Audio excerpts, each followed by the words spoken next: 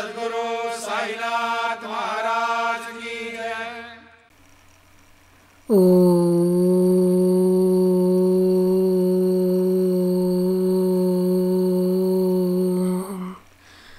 சாய் ராம்.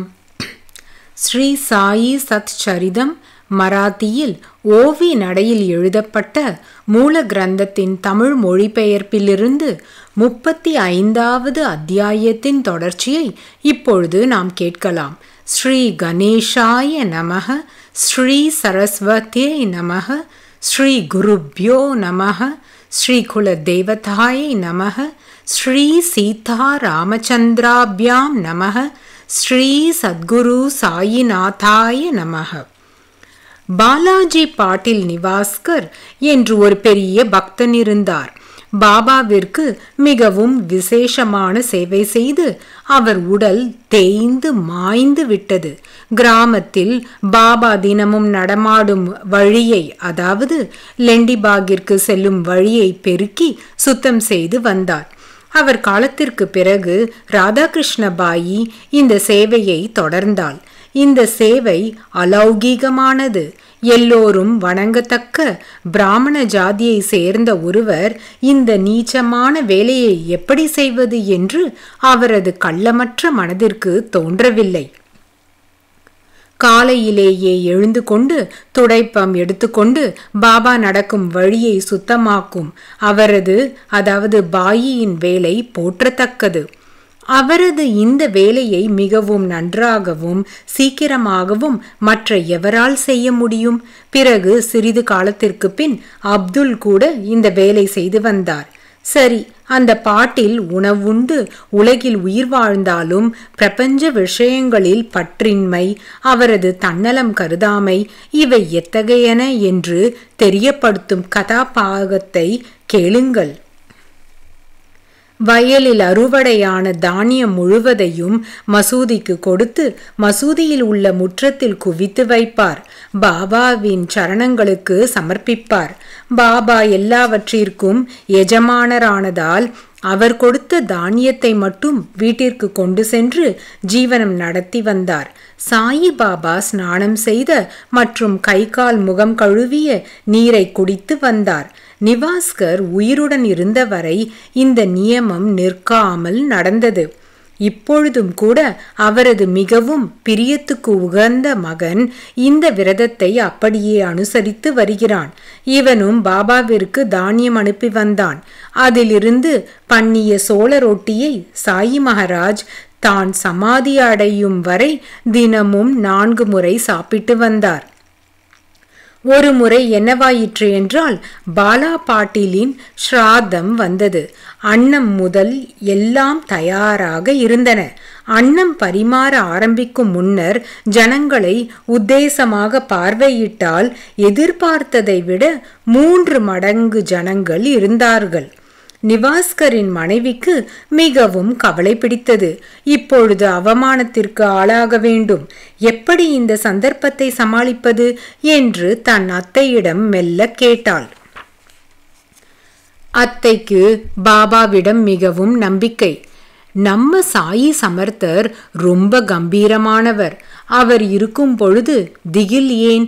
நீ நிர்பயமாக இரு என்று நம்பிக்கை சொல்லி ஒரு பிடி விபூதி எடுத்து உணவு இருக்கும் ஒவ்வொரு பாத்திரத்திலும் கொஞ்சம் கொஞ்சம் போடு. அதன் பின் துணியால் மூடி பின் பாத்திரத்திலிருந்து எவ்வளவு வேண்டுமோ அவ்வளவு அன்னம் எடுத்துக்கொள். மீண்டும் துணியால் மூடு. போய் சந்தோஷமாக அன்னம் பரிமாறு. இதை நன்றாக நினைவு வைத்துக்கொள். இது சாயியின் வீட்டின் அன்னம். ஒரு துளி கூட நம்முடையதில்லை. அவரே இந்த அவமானத்திலிருந்து நம்மை காப்பாற்றுவார். அவரது அவமரியாதையிலிருந்து அவரை தப்பித்து கொள்ள வைப்பார் என்று சொன்னாள். அத்தையின் திடமான நம்பிக்கை அவளுக்கு அனுபவமாயிற்று. ஏதும் குறைவில்லாமல் பந்துக்கள், மற்றவர்கள், வந்தவர்கள் எல்லோரும் போஜனம் செய்தார்கள். அன்னம் மட்டும் மிஞ்சியிருந்தது. முதலில் இருந்தது போல பாத்திரம் நிறைய இருந்தது. விபூதிக்கு இவ்வளவு மகிமை! இது சத்புருஷனின் இயல்பான ஸ்வபாவம். யார் எப்படி பாவிக்கிறார்களோ அப்படியே அனுபவமும் பெறுகிறார்கள். விபூதி மகிமை கானம் என்றால் நிவாஸ்கர் சம்பந்தப்பட்ட இன்னொரு கதை நினைவிற்கு வருகிறது. அதை கேளுங்கள். இந்த விஷயம் வேறு என்று விண்ணப்பித்துக் கொள்கிறேன். அதனால் இந்த சந்தர்ப்பத்தில் சொல்வதற்கு ஸ்ரோதாக்கள் கண்டிப்பாக மன்னித்துவிட வேண்டும். ஒரு சமயம் ஷீரடி வாசியான ரகு பாட்டீல் என்பவன் தன் உறவினனான நிவாஸ்கர் வீட்டிற்கு போய் தங்கினான்.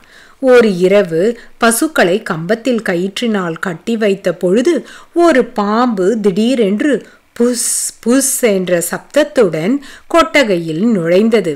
அதை கண்டு எல்லோருக்கும் திக்பிரமை உண்டானது. பாம்பு நன்றாக படத்தை விரித்து ஆடிக்கொண்டிருந்தது. பசுக்கள் அவிழ்த்து கொண்டு போக கலாட்டா செய்தன. சாயியே அந்த ரூபத்தில் பிரகடமானார் என்று நிவாஸ்கருக்கு திட நம்பிக்கை. பசுக்களை அவிழ்த்து விடாமல் வேறு உபாயமில்லை. இல்லாவிட்டால் பாம்பு காலை கடிக்கும் அபாயம் உள்ளது. பாம்பை தூரத்தில் பார்த்து நிவாஸ்கர் மனதில் ஆனந்தம் உண்டாயிற்று. ஷரீரமெல்லாம் புலகிதமாயிற்று. சாஷ்டாங்க பிரணாமம் செய்து சாயிக்கு கிருபாதிருஷ்டி உண்டாகி பாம்பு உருவத்தில் சந்திக்க வந்தாரென்று பாவித்து பாம்பிற்கு ஒரு பாத்திரம் நிரம்ப பால் நிரப்பி கொடுத்தார். அந்த பாலாவின் மனோபாவம் மிகவும் திடமானது. அவர் மனதில் அணுவளவும் பயமில்லை. மேலும் பாம்பினிடம் என்ன சொன்னார் என்று ஸ்ரோதாக்கள் ஸ்ரத்தையுடன் கேளுங்கள். பாபா, எதற்கு புஸ் புஸ் என்கிறாய்? ஏன் நம்மை பயப்படுத்த பார்க்கிறாய்? இதோ பால் பாத்திரம், நிம்மதியாக குடி என்றார். கிண்ணம் நிரம்ப பால் பாம்பிற்கு எப்படி போதும் என்று நினைத்து தவளை நிரம்ப எடுத்து பயமில்லாமல் அதன் முன் வைத்தார். பயமெல்லாம் மனதின் பாவனையினாலேயே. பாலை பாம்பின் அருகில் வைத்து தன் இடத்தில் ரொம்ப அருகிலோ ரொம்ப தூரத்திலோ இல்லாமல் உட்கார்ந்து கொண்டார். பாம்பு வந்ததால் அவர் முகத்தில் அன்பு கலந்த மதிப்பு இருந்தது. வீட்டிற்குள் பாம்பு வருவது என்பது பயங்கரமான விஷயம். ஆனால் எல்லோர் மனதும் ஒரே போல் இருக்குமா? இந்த விக்னத்தை எப்படி தாண்டுவது என்று எல்லோரும் பயப்பட்டார்கள். வெளியே போக வேண்டும். பாம்பு வீட்டிற்குள் வந்தால் இவர்கள் வெளியே வருவதும் கஷ்டம். அதனால் அதன் மேல் கண் வைத்து கொண்டு அமர்ந்தார்கள். இங்கே பாம்பு திருப்தியுடன் எல்லோர் திருஷ்டியையும் தப்பி எங்கே போயிற்றோ என்று தெரியாமல் எல்லோருக்கும் ஆச்சரியம் உண்டாயிற்று. கொட்டகை எல்லாம் தேடினார்கள். ஆனால் அதன் தடயம் சிறிது கூட கிடைக்கவில்லை. எல்லோர் மனதும் கலங்கியது. ஆனால் நிவாஸ்கர் மனதில் கஷ்டப்பட்டார். ஏனென்றால் முதலில் கொட்டகை உள்ளே வந்த அது எப்படி தென்பட்டதோ அதே போல் மீண்டும் காணப்பட்டிருந்தால் நன்றாக இருக்கும் என்று தோன்றியது.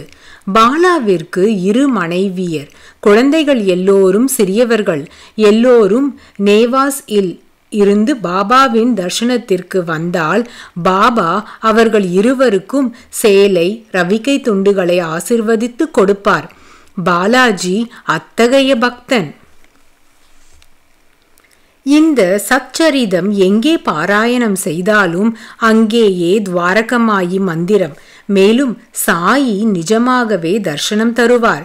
அங்கேயே கோதாவரி தீரம், அங்கேயே ஷீரடி கஷேத்திரம், அங்கே துனி சமேதராக சாயி இருந்து கஷ்டங்களை நிவாரணம் செய்வார். சாயி சச்சரிதம் பாராயணம் செய்யும் இடத்தில் சாயி எப்பொழுதும் நிவாசம் செய்வார். பக்தி ஸ்ரத்தைகளுடன் சரிதத்தை படித்தால் அவர் எல்லா விதத்திலும் பிரசன்னராவார். ஆத்மானந்தம் நிரம்பி இருக்கும் பரிபூரணனான சாயியை ஸ்மரித்து அவர் நாமத்தை பிரதிதினமும் ஜபித்தால் போதும். தியான, தாரணை, இதர ஜப தப சாதனைகள் எதுவும் வேண்டாம். சாயியை சரணடைந்து பவித்திர பிரேமையுடன் சாயியின் விபூதியை நித்திய நியமமாக பூசிக்கொண்டு அதை நீரில் கலந்து பருகுமாறு கோரிக்கொள்கிறேன். அத்தகைய பக்தர்கள் தர்மம் முதலிய 4 புருஷார்த்தங்களை அடைவார்கள். பெரும் பேறு பெற்றவர்களாக உலகியல் மற்றும் ஆன்மீக விஷயங்களின் இரகசியங்களை தெளிவாக தெரிந்து கொள்வார்கள். விபூதி ஸ்பர்சத்தினால் மகா பாபங்கள், கொடுமையான பாதகங்கள், சிறிய பாதகங்கள் எல்லாம் நிர்மூலமாகிவிடும். உள்ளும் வெளியும் பரிசுத்தமாகின்றன. இவ்விதமான விபூதி தாரணை மகிமை பக்தர்களுக்கு தெரியும். ஸ்ரோதாக்களுக்கு சுபமுண்டாக இவ்வளவு தூரம் வர்ணித்தேன். உண்மையான மகிமை இல்லாவிட்டால் இவ்வளவும் சொன்னதில் அர்த்தமில்லை. ஸ்ரோதாக்களின் நலனுக்காக விவரமாக வர்ணிக்கிறேன். இப்படி சொல்வதும் சரியல்ல. ஏனென்றால் விபூதி மகிமையை பற்றி எனக்கே முழுமையாக தெரியாது. ஆகவே ஸ்ரோதாக்களின் நலனுக்காக சுருக்கமாக சொல்கிறேன் என்பதே பொருத்தம். சாயிக்கு வந்தனை செய்து ஸ்ரோதாக்களிடம் இதையே பிரார்த்திக்கிறேன். அனுபவபூர்வமாக தெரிந்து கொள்ளவும். இதுவே நான் சொல்வது. இங்கே தர்க்கத்திற்கு இடமில்லை. அத்தியந்த பூஜ்ய பாவமே அவசியம். புத்தி சாதுரியம் வேண்டாம். மிகவும் அதிகமான ஸ்ரத்தை வேண்டும். ஸ்ரத்தை இல்லாமல் வெறும் தர்க்கத்திலும் வாத விவாதங்களிலும் ஈடுபாடு உள்ளவர்களுக்கு சத்புருஷர்களை அறிந்து கொள்ள முடியாது. பரிசுத்தமான பக்தியுள்ள பாவுக்கர்களே, அதாவது பிரேமமயமானவர்களே அதை அடைவார்கள். இந்த கதையில் உள்ள முரண்பாடுகளை, அதாவது ஏறுமாறுகள் சாயியால் பிரேரணை செய்யப்பட்டவை என்ற பாவத்துடன் தோஷங்களை காணும் நோக்கை விட்டு கதையை படியுங்கள். இக்காரணம் கொண்டு ரசிகர்களான சாயி வாசக குழு நித்தியமும் ஸ்மரித்து கொள்ள பரம தயாளுவும் பிரேமமயனுமான சாயியின் மூர்த்தியை பிரீத்தியுடன் ஸ்தாபித்து கொள்ள வேண்டும்.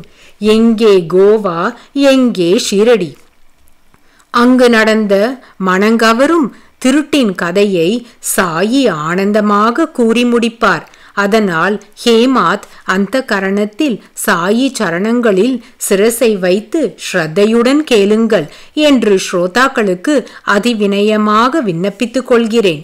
ஸ்வஸ்தி ஸ்ரீ சாது சஜ்ஜனங்களால் பிரேரணை செய்யப்பட்ட பக்த ஹேமாத் பந்த் இயற்றிய ஸ்ரீ சாயி சமர்த்த சத் சரிதையில் விபூதி மகிமை என்னும் 35வது அத்தியாயம் சம்பூர்ணம்.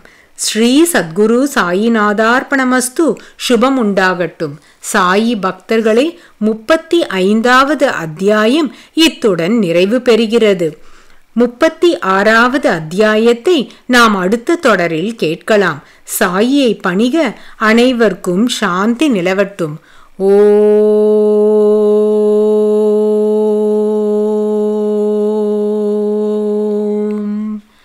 साईराम। श्री सच्चिदानंद सद्गुरु साईनाथ महाराज की जय।